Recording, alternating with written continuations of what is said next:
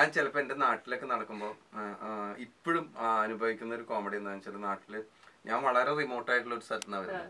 അപ്പൊ ഈ പശുവിനെയൊക്കെ വെച്ച് അപ്പൊ നമ്മള് ഒരു ദിവസം നമ്മൾ വർക്കൊക്കെ കഴിഞ്ഞ് രാവിലെ 3-4 മണിക്കാവും. ഓക്കെ, അല്ലെങ്കിൽ ഇവിടുന്ന് കൊച്ചിന്ന് നാട്ടിലെത്തി രാവിലെ ഒരു മുണ്ടൊക്കെ കൊടുത്ത് ഇറങ്ങുന്ന സമയത്ത് അവിടുത്തെ സ്ലാങ് പണിയൊന്നുമില്ല. ഓ തീർച്ചയായിട്ടും ജുബൊക്കെ ഇട്ട് അങ്ങനത്തെ ഒരു പക്ഷെ എന്റെ പേര് ഒരു പ്രശ്നമായിരിക്കാം.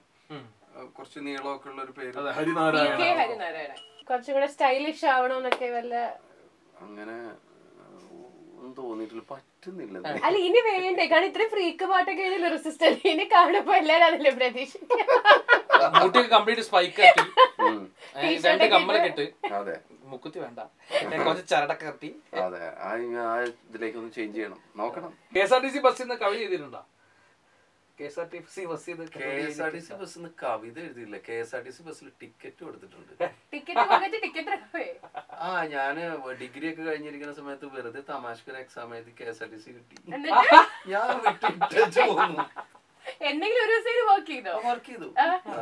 എന്ത് പഠിച്ചു? അതേ ആക്ച്വലി ഈ പണിക്ക് മാത്രം പലപ്പോഴും നമുക്ക് തോന്നാറുണ്ട്, ലാസ്റ്റ് ഇറങ്ങുമ്പോ അവര് എത്രയൊക്കെ സഫർ ചെയ്ത് പണിയെടുത്താലും അവർക്ക് കിട്ടുന്നത് ഈ വേദനയും ഇത്തരം തെറിയും ചീത്തകളും ഒക്കെ ആയിരിക്കും.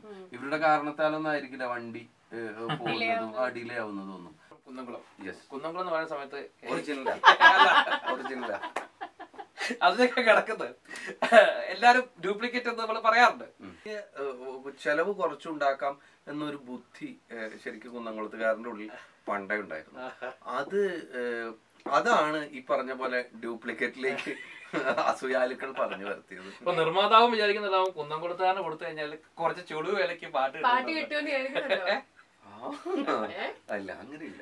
ഏറ്റവും കൂടുതൽ വെട്ടിത്തിരുത്തി എഴുതിയ പാട്ടുകൾ വെറുത്തു പോയത് എനിക്ക് അല്ല, വെറുത്ത് പറഞ്ഞ ഈ വെറുപ്പ് അങ്ങനെ സംഭവിക്കില്ല. കാരണം അത് വെറുത്ത കഴിഞ്ഞല്ലോ. എത്താൻ ധാരാളം വെട്ടിത്തിരുത്തിയ ഒരുപാട് പാട്ടുകളുണ്ട്. എന്റെ മിക്ക പാട്ടുകളും അങ്ങനെയൊക്കെ തന്നെ. പാട്ടുകൾ എഴുതുന്ന സമയത്ത് ഇത്രയും പാട്ടുകൾ എഴുതില്ല, അറിയാതെ ഏതെങ്കിലും ഒരു വാക്ക് ഫോഴ്സ്ഫുള്ളി എല്ലാ പാട്ടിലും അറിയാണ്ട് കയറി വരാം. ചിലപ്പോ ഉണ്ടായിരിക്കും. നമ്മൾ ചില സമയത്തൊക്കെ എനിക്ക് ഇപ്പൊ അല്ലെങ്കിൽ ഏതെങ്കിലും സുഹൃത്തുക്കൾ പറഞ്ഞിട്ടോ അപ്പൊ 2-3 പാട്ടിൽ ഒരു സാധനം റിപ്പീറ്റ് ചെയ്യുന്നു എന്നുള്ളത് നമ്മൾ പറഞ്ഞ വാക്ക് ഓർമ്മയുണ്ടോ? ഇപ്പൊ ഈ ഇറൻകാറ്റിനൊക്കെ കാറ്റുമൂളി വന്ന സമയത്ത് കാറ്റ് എന്നുള്ള ഒരു സാധനം വന്നിരുന്നു എന്ന് പറഞ്ഞാൽ അങ്ങനെ വന്ന് പറഞ്ഞാൽ ഞാനത് മാറ്റാനുള്ള ഒരു ശ്രമം നടത്താം. ഈ പാവം എന്ന് പറഞ്ഞിരിക്കുന്ന എന്റെ വീട്ടിലിരിക്കുന്ന ആള് CA പഠിച്ചു, ജേർണലിസ്റ്റ് ആയിരുന്നു, പിന്നെ കരകെ തിരിഞ്ഞ് പാട്ട് മതി എന്ന് പറയും. CA ഒക്കെ എടുത്ത് കഴിഞ്ഞാൽ പൊതുവെ ആൾക്കാർ പിന്നെ അത് വിടത്തില്ല. എടുത്തിട്ടില്ലല്ലോ, പഠിച്ചതേ ഉള്ളൂ. എടുത്തിട്ടില്ലല്ലോ. ഞാനോ? ഇല്ല. അതുകൊണ്ട് ഞാൻ ആ വഴിക്ക് യാദൃശ്യമായിട്ട് വീട്ടുകാർ പറഞ്ഞിട്ട് പോയതാണ്. പക്ഷെ അവിടെ ചെന്ന് എന്നെ കൊണ്ട് പറ്റാത്തൊരു പണി ആയതുകൊണ്ടായിരിക്കാം ഞാൻ അവിടുന്ന് ഓടി രക്ഷപ്പെട്ടു. 3 സെറ്റ് ഓഫ് എക്സാം കഴിഞ്ഞോ?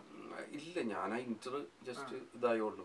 അതോടുകൂടി തന്നെ എനിക്ക് എനിക്ക് മതിയായി. റോൾ മോഡൽസ്, ഒരു സിനിമാക്കാരൻ, അങ്ങനെ കുറെ ഉണ്ട്. ഇനി വരുന്ന ഏതൊക്കെയാണ് ഈ പ്രോജക്ട്സ്? ഇപ്പം സിനിമാക്കാരനിലുണ്ട്, ടിയാനിലുണ്ട്, റോൾ മോഡൽസിലുണ്ട്, ചങ്സ് മൂവിയിൽ വരാനുണ്ട്. അങ്ങനെ കുറച്ച് സിനിമകൾ, വളരെ കുറച്ച്. അതെ. എന്റെ വീട്ടിൽ അച്ഛനമ്മ, എന്റെ 2 സിസ്റ്റേഴ്സാണ്, അവർ മാരീഡാണ്. പിന്നെ ഞാനും